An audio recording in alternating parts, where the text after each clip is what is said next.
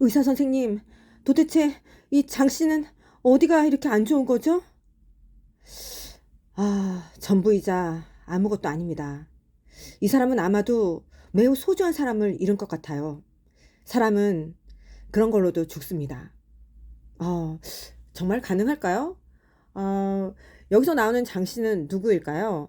네, 센스 있으신 분들은 아시겠지만, 네, 장발장을 말합니다. 어, 장발장 레미제라블 많이 알고 계시죠? 네, 그래서 이런 고전은 정말 많은 사람들이 알고 있지만 많은 사람들이 읽지 않는 책, 네, 그거로서도 굉장히 유명하다고 하죠. 그래서 제가 용기를 내어서 이 책을 읽어보았는데요. 정말 빅토르 위고 정말 대단한 작가구나. 대문호라는 그 호칭이 정말 넉넉하게 남는 이름이다. 대단한 작가다라는 생각을 했습니다.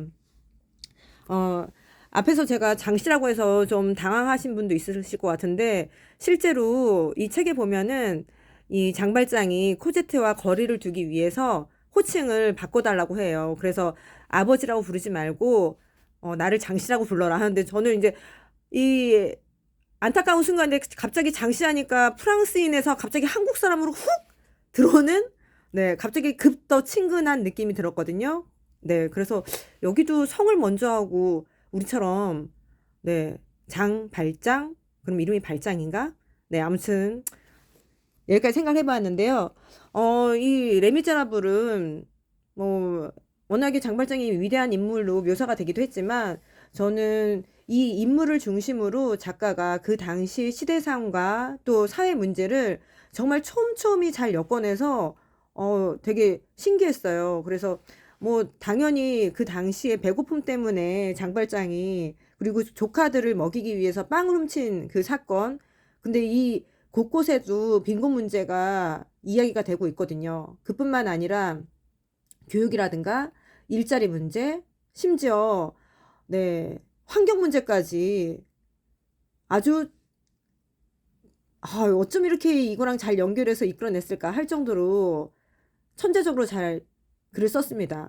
그러면서 그냥 이런 문제만 제시한다면 굉장히 딱딱할 것 같은데 아니에요. 우리는 주인공은 절대 죽지 않는다. 그렇기 때문에 장발장이 위험한 순간마다 심지어 코제트의 남자친구를 구해주는 그 순간마다 살아날 거라는 걸 알고 있잖아요. 근데 책을 읽으면서 여기서 들키면 어떡하지? 막 심쫄해지는데 살 거라는 걸 알면서도 스릴이 있고 또 중간중간마다 그렇지 않은 상황인데 재미 요소가 굉장히 많아요. 그래서 이 책은 정말 대단하다. 한 번 더 생각을 했고요. 제가 영화를 보았을 때와 그리고 책을 읽었을 때 다른 것, 여러분은 어떠셨는지 한번 같이 찾아보면 좋을 것 같아요.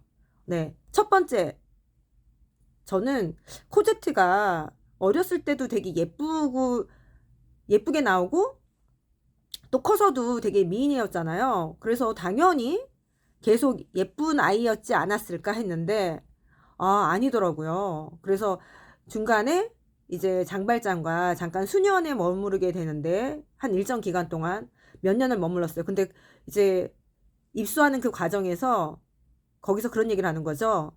원장, 수녀 원장님께서, 이 아이는 자격이 충분해. 수녀가 될 자격이 있어. 박색이야. 그래서, 이상하다.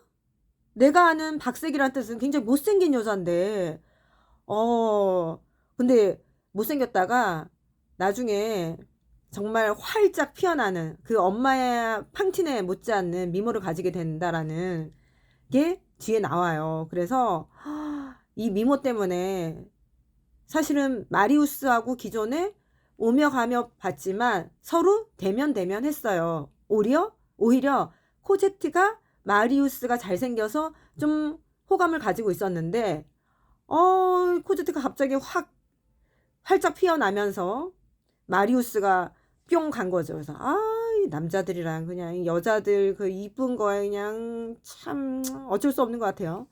네, 거기다 저는 영화에서 장발장이 마리우스를 구해주느라 그때 너무 에너지를 많이 쓰고 나이 들어서 그래서 죽었나 보다 싶었는데 그게 아니라 앞에서 제가 네. 보여드린 것처럼, 말씀드린 것처럼, 장발장이 정말 사랑하는 사람을 만나지 못해서, 여기서 사랑하는 사람은 코제트인 거죠. 본인이 그 전과자이기 때문에 결혼한 코제트와 마리우스에게, 그들은 같이 살자 했지만 같이 살게 되면 피해가 갈 것이다 해서 차츰 거리를 두는 그 시점에서 좀 속상하긴 하더라고요.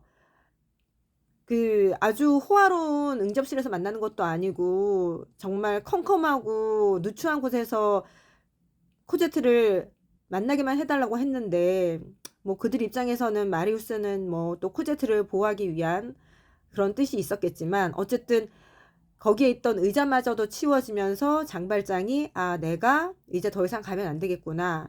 그래서 코제트는 이 장발장에게 있어서 이게 좀 달랐어요. 영화를 볼 때는 그래 키워줬으니까 그 정이 대단하겠지 했는데, 이 사나이는 여지껏 인생을 살아오면서 누군가 여자친구라든가 아내라든가 뭐 이런 사랑의 감정을 느껴본 적이 전혀 없었던 거죠. 그래서 코제트는 딸이면서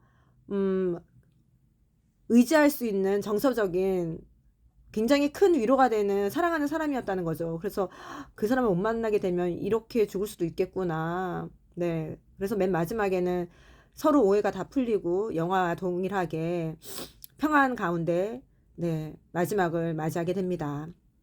그리고 저는 좀 자베르에 대해서도 이해하게 되는 부분이 있었어요. 우리는 영화를 봤을 때 그냥 너무 법만 따지는, 어쩜 사람이 저럴 수 있지? 이렇게 보게 되잖아요. 그래서 이 책을 읽기 전에 누가 그러더라고요. 뭐 자베르도 옥중에서 태어났기 때문에 환경적으로 그렇게 뭐 사랑을 많이 받으면서 자란 건 아닌 것 같다. 근데 뭐 그런 와중에 경찰이 됐다는 건 정말 대단한 거죠. 그런데 이 장발장이 자베를 살려주는 그 친절을 맛보고서 그런 얘기를 하더라고요. 네. 정말로 친절은 존재했다. 그래서 이 사람은 살아오면서 누군가에게 이렇게 관용을 받아보고 친절을 충분히 받아본 적이 없는 사람이었구나. 또 그 생각하니까 굉장히 자베르가 또 한없이 불쌍해지고, 영화에선 안 나왔지만 이 사람이 생을 마무리 짓기 전에 어, 감옥에서 일어나고 있는 많은 인권 유린과 비리들을 요목조목 써서 글로 남깁니다. 그래서 죽기 전에 참 이런 일까지 했었구나. 네, 한 번 더 생각하게 보게 되었고요. 그런가 하면 저는 마리우스를 볼 때 얘는 어떻게 해서 이렇게 쿠데타에 동조하게 됐을까? 그런 의문이 있었거든요. 왜냐면 뭐 모든 젊은이들이 다 진보는 아니고 모든 나이 드신 분들이 다 보수는 아니잖아요. 근데 그거에 대한 비하인드가 이 책에 나와 있었어요. 네. 힌트를 잠깐 드리자면 아버지와 할아버지 사이에 네, 뭔가가 있었다. 그래서 네, 그것으로 인해서 전투에 마리우스가 참전하게 되었는데요. 그런가 하면 또 에포닌도 영화에서 보면은 마리우스를 위해서 죽는 장면이 나오잖아요. 네, 책에서도 동일하게 나옵니다. 그리고 확실히 영화는 시간과 공간의 제약이 있지만 책에서는 그런 게 없다 보니 얼마나 더 애틋하게 에포닌이 마리우스를 바라보면 짝사랑했는지 그런 것부터 마음이 또 짠한 거죠. 짝사랑 해보신 분들은 다 아시겠지만, 어쨌든 중요한 건 저는 이 에포닌의 엄마 아빠가 외동딸을 에포닌만 둔 줄 알았는데 그게 아니더라고요. 네. 뭐 어떤 침대는 별이 5개 뭐 이렇게 얘기하는데 테나르디에는 애가 5이었어요. 그런데 네, 또 이래저래 해서 에포닌만 나왔는데 너무 안타까웠던 건 극 중에서 그 바리케이트 전투에서 꼬마아이가 죽는 게 나오잖아요. 근데 그 아이가 알고 보니까 가브로슈라는 이름의 테나르디에의 아이였던 거죠. 아빠는 왕사기꾼인데 어떻게 얘는 이렇게 따뜻한 마음을 가지고 이렇게 생을 마감하게 되었나 참 안타까웠어요. 그리고 이 가브로슈가 불쌍한 아이 둘을 돌봐주는데 알고 보니 그 두 아이도 이 테나르디에의 아이였어요. 그러니까 이 부부는 그 책에서 심지어 이런 얘기가 나와요. 그 에포닌의 엄마를 가리키면서 어떤 사람들은 누군가를 아주 미워하지 않고서는 결코 누군가를 사랑할 수 없는 사람들이 있다.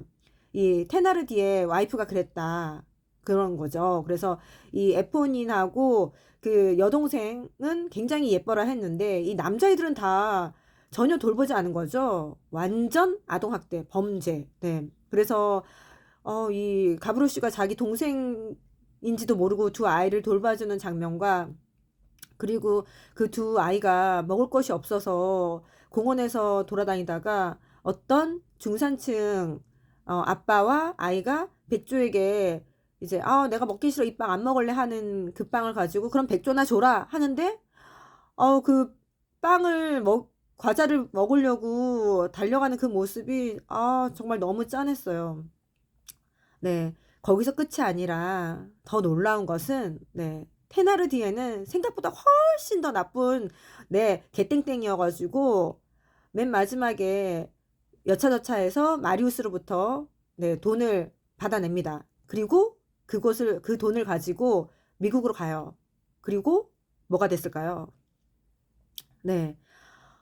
정말 짜증나는데 화가 치밀어 오는데 미국에 가서 노예 상인이 됩니다. 이 사람은 정말 끝까지 나쁜 쉐인 거죠. 참 이런 인생 저런 인생이 있는데 그게 좀 충격적이었습니다. 네. 저는 이 특별본을 사서 읽었거든요. 이 책을 사게 된 계기는 저희 시어머니께서 내가 너에게 생일날 생일 축하금을 한 번도 준 적이 없는 것 같다. 예전에 5년 동안 같이 살면서 그 이후로도 그래서 아들 생일인가 갔다가 얼떨결에 주시길래 감사하는 마음으로 뭔가 기념하고자 저도 특별히 기념하고자 특별본을 샀는데 이게 벽돌책이잖아요. 들고 다니면서 읽을 수가 없는 거죠. 그래서 읽는데 시간이 더 걸렸어요. 게다가 저는 이게 약간 느낌이 이 표지가 맨들맨들하고 소장하면 좀 더 멋있지 않을까 했는데 여기 읽다 보니까 요 앞에 표지 부분이 좀 뭐라 해야 될까요? 코팅지가 좀 떠서 특별본은 좀 아닌 것 같아요. 네. 넋두리로 좀 말씀을 드렸고요. 읽다 보니까 저는 첫 번째 난관은 일단 장발장이 궁금해서 좀 자세히 알고자 이 책을 읽는데 앞에 그 금초 때 주신 신부님 이야기가 너무 많이 나오는 거예요. 그래서 도대체 장발장은 언제 나오는 거야? 막 내 머리가 장발이 돼야지 장발장이 나오려나? 막 이러면서 봤는데 어쨌든 이 신부님도 처음부터 이렇게 항상 베푸시고 희생하고 헌신하는 분은 아니었다. 젊은 날에 허랑방탕했더라. 그것이 좀 기억이 남고요. 역시 인생은 끝까지 살아봐야 되지 않을까라는 생각을 또 해봤습니다. 거기다가 이제 저의 두 번째 난관은 이 전투씬이었어요. 뭐 남성분들은 읽으면서 되게 좋아하실 수 있겠지만 저는 굳이 내가 이 전쟁 씬까지 이렇게 자세히 알아야 되나 막 이랬는데 이 마지막의 끝에 결국 마리우스의 아버지와 테나르디에가 어떻게 만나게 됐는지 그것을 설명해 주기 위한 많은 과정이었구나. 그리고 이 워터루 전쟁에서 이 워터가 정말 중요했구나. 간접적으로 알게 되는 시간이 되었습니다. 또 저의 마지막 난관은 읽다가 중간에 한 5부쯤 맞나요? 거기서 이게 나오는 거예요. 뭐 프랑스어로서 뭐 이게 결말은 어떻게 되고 결미가 어떻게 되고서 약간 문법적인 얘기가 나오면서 프랑스어가 막 나오는데 이 부분은 이게 몇 장 넘어가는데 제가 불어를 모르다 보니 정말 까만 것은 글자요 하얀 건 종이로구나. 그냥 그렇구나. 이 세 번째 난관이 있었는데 어쨌든 잘 마쳤습니다. 그런가 하면 좀 아쉬웠던 거는 여기 이게 뜻하지 않게 여러분들은 어떻게 보시는지 모르겠는데 제가 한번 읽어 드릴 테니까 이게 오타가 아닌지 한번 보세요. 325페이지에 보시면은 이제 코제트하고 마리우스가 꽁냥꽁냥 이야기 나누면서 데이트하는 장면이 나와요. 아, 그래서 이 부분 읽을 때는 막 죽었던 연애세포가 살아납니다. 네. 그, 이상한 게 있나 없나 한번 보세요. 조금씩 그들은 서로 이야기했다. 심정의 토로가 충만한 침묵 뒤에 심정의 토로가 왔다. 근데 저는 읽는데 심정의 토로가 충만한 침묵 뒤에 심정의 토로가 왔다. 이게 왜 심정의 토로가 두 번이나 나오는 거야? 우리 보통 연애할 때 서로서로 얘기하려고 하지 않잖아요. 충분히 기다려주잖아요. 그래서 오히려 이렇게 바꾸면 더 낫지 않았을까? 조금씩 그들은 서로 이야기했다. 충분한 침묵 뒤에 심정의 토로가 왔다. 네. 이야기 들어주고 침묵하고 자기도 속내를 털어놓고 이게 맞는 거 아닌가요? 이거 오타인지 아닌지 민음사에 전화해볼까 메일 보낼까 하다가 그냥 관뒀고요. 네, 또 두 번째는 918페이지인데요. 중간쯤 보면 이제 마리우스가 찾아내고자 하는 두 사람이 있어요. 자기 아버지를 구해준 그 아버지의 유서에 써 있는 테나르디에, 그리고 내가 그 전투에서 사경을 헤매고 있을 때 누가 나를 구해서 할아버지 댁에 나를 데려왔을까? 이 두 명을 꼭 만나고 싶었는데 그래서 마리우스가 이렇게 씁니다. 써 있어요. 마리우스는 그 두 사람을 꼭 찾아내고 싶었고 결혼하고 행복하고 그들을 잊어버릴 생각은 전혀 없었고. 근데 이게 결혼하고 행복하고가 내가 또 너무 까칠한가? 결혼하고 행복해서 그들을 잊어버릴 생각은 전혀 없었고가 더 맞는 거 아닌가요? 네, 그래서 뭐 이런 거랑 약간 읽다 보면은 번역이 생각보다 많이 매끄럽진 않다는 느낌이 들어서 좀 아쉬움이 남았습니다. 어쨌든 그러면서 작가들은 대다수가 보면 어떠어떠한 계획으로 글을 쓰게 되고 그 주제로 자료를 찾고 글을 완성해내잖아요. 그래서 빅토르 위고는 과연 어떻게 해서 이 레미제라블을 만들어내게 되었을까 궁금하지 않으세요? 그리고 이 책을 쓰는데 과연 얼마나 많은 시간이 소요됐을까? 네. 여기 뒤에 보니까 위고는 43세에 이 글을 쓰기 시작했습니다. 네. 그리고 완성은 언제? 네. 무려 17년이나 지나서 60에 이 대작 레미제라블을 완성했습니다. 네. 정말 놀랍지 않나요? 그래서 이런 책은 정말 그렇죠. 시간이 많이 소요되는 거죠. 그리고 60이 되기 이전까지는 네, 인생 아무도 모르는 것이고. 그렇다면 어떻게 해서 이 주제를 쓰게 되었을까? 네. 그 시작은 신문기사였습니다. 네. 우리 다 신문을 많이 읽어야 될 것 같아요. 혹시 알아요? 또 우리가 글 하나씩 아주 명작을 쓰게 될 줄? 네. 신문기사에 이런 내용이 나와요. 어떤 사람이 배가 고파서, 네, 장발장하고 똑같죠? 빵을 하나 훔쳤습니다. 그런데 5년형을 받게 된 거예요. 진짜 투머치 아닌가요? 와, 빵 하나 훔쳤는데. 그것도 빈곤 때문에 그랬는데. 어쨌든, 그러고 나서 형을 다 살고 나왔는데, 이 전과자들은 통행증이 달랐던 거죠. 누런색으로 되어 있었는데, 그걸 보여주면 사람들이 다, 저 사람은 전과자 해서 다 멀리 하는 거예요. 그때 유일하게 믿어줬던 신부님이 계셨는데, 그 신부님이, 자기의 형제에게 추천을 해줘서, 마침내 이 사람이 굉장히 헌신하며 열심히 잘 살았다라는 기사였거든요. 그래서 굉장히 네, 큰 맥락은 레미제라블 장발장하고 비슷하죠. 그래서 이 빅토르 유거는 이것을 시작으로 해서 네, 위대한 작품 레미제라블, 한 인간이 어떻게 성인으로 이끌어져 가는가, 네, 대작이 나오게 되었습니다.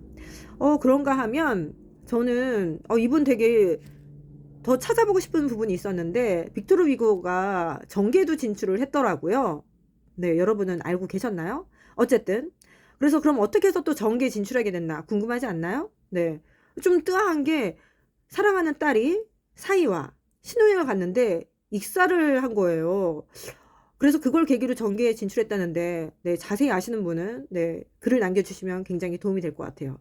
그래서 뭔가 사회적인 뭔가 그 물에 빠지지 않게끔 뭔가 펜스 철조망 이런 게 있어야 되는데 없었다고 해서 없었나? 그래서 이런 사회 안전망 여러 가지 사회적 불의를 보고 정계를 진출하게 되었나? 혼자 막 상상의 나래를 펼쳐보지만 네, 정확한 건 잘 모르겠습니다. 네, 어쨌든 제가 책 속의 한 줄을 골라봤는데요. 여러분들은 어떤 부분이 기억에 남으셨는지 모르겠어요. 굉장히 많은 부분에 저는 밑줄을 쳤거든요. 네. 그래서 이게 아주 오래전, 네, 발간이 된 책인데, 네.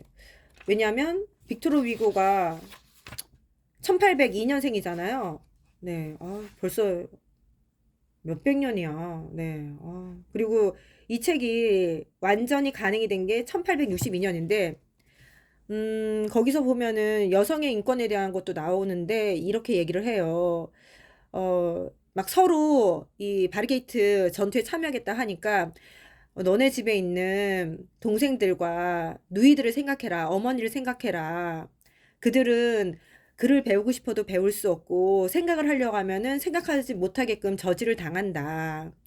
너네가 여기서 목숨을 잃게 되면 많은 여성들이, 너희 누이들이 얼마나 빈곤과 또 그것으로 인해서 매춘까지 이어질 수 있지 않겠냐. 근데, 참, 마음이 짠하더라고요. 그러면서, 이, 쿠데타, 네, 전투가 일어날 때 그런 얘기를 합니다. 시민들이여, 당신들은 미래를 상상해 보십니까? 쭉 이어가면서, 공장과 학교에 우애가 있고 신상 필벌이 명명백백해지고 모든 사람에게 일이 주어지고 모든 사람들이 권리를 항유하고 모든 사람들에게 평화가 있고 더 이상 피를 흘리지 않고 더 이상 전쟁이 없고 이것이 첫 번째 걸음이요. 이상을 실현하는 것. 그것이 두 번째 걸음이요. 얘기를 하거든요. 그래서 이 당시에도 정말 우리가 지금 이 시대적으로 가장 평화로운 시기를 살고 있다 하는데 지금도 동일하게 신상필벌이 명명백백 이루어지지 않잖아요. 기득권이 있고 네, 이 빈부격차는 더욱더 극심해졌잖아요. 그리고 일자리의 문제가 네, 심각하죠. 그리고 누군가에는 당연한 권리가 그렇지 못한 것. 어린아이, 네, 어르신들, 또 사각지대에 있는 장애인들, 네, 굉장히 많죠. 그래서, 이런 걸 읽다 보면, 아직도 우리 사회의 착취와 빈곤 문제는 심각하구나. 많이 안타깝고 속상했습니다. 그래서 다음에는 그 아이폰을 위해 죽다? 이것도 중국에서 아이폰 생산하다가 굉장히 많은 사람들이 네, 자살하고 목숨을 잃었다고 하더라고요. 굉장히 이 시대에도 많은 착취가 있고, 네, 택배 문제만 해도 그렇고, 곳곳에 심각한 문제들이 많이 있잖아요. 그런 차원에서 아직도 이 레미제라블은 우리에게 시사하는 바가 굉장히 큰 것 같습니다. 네. 지금까지 빅토르 위고의 레미제라블을 살펴보았는데요. 내용이 마음에 드셨나요? 네. 책이 궁금할 땐 클럽으로 오세요. 조이북 클럽.